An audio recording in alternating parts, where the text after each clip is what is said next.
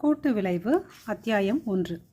கடின உழைப்பை போற்றுகின்ற விழுமியும் மொத்த அமெரிக்கர்களிடமிருந்தும் விடை பெற்று விட்டது போல தெரியுது.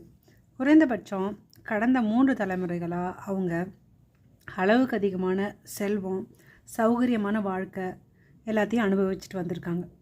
நீடித்து நிலைக்கின்ற வெற்றியை உருவாக்க தேவையான மன உறுதி, கடின உழைப்பு, துன்பத்தை கண்டு துவலாமல் இருக்கிறது போன்றவற்றை இனியும் அவங்களுக்கு வசீகரமானதாக இல்லை என்பதால் பெருமளவுக்கு மறக்கப்பட்டுடுச்சு.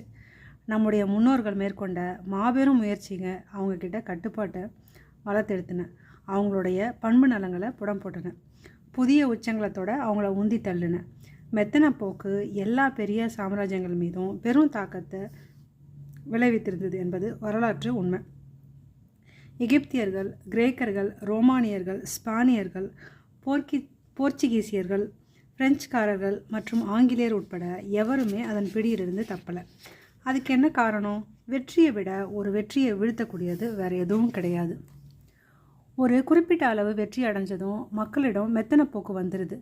நீண்ட காலத்துக்கு செல்வ செழிப்பு, நல்ல ஆரோக்கியம், அபரிமிதம் போன்றவற்றை அனுபவித்து வந்ததுனால அமெரிக்கர்கள் இந்த மெத்தன போக்குக்கு பலியாகிட்டாங்க. எவை நம்ம வெற்றி சிகரத்துக்கு அழைத்து வந்தனவோ அவற்றை நாம் செய்கிறத நிறுத்திட்டோம். நாம் மீண்டும் வெற்றி பாதையில் பயணிக்க வேண்டுமானால் நாம் நம்முடைய பாட்டனார்களின் கடின உழைப்பு கலாச்சாரத்தை மீண்டும் கையில் எடுக்க வேண்டும். தொடர்ந்து கேட்போம். நன்றி.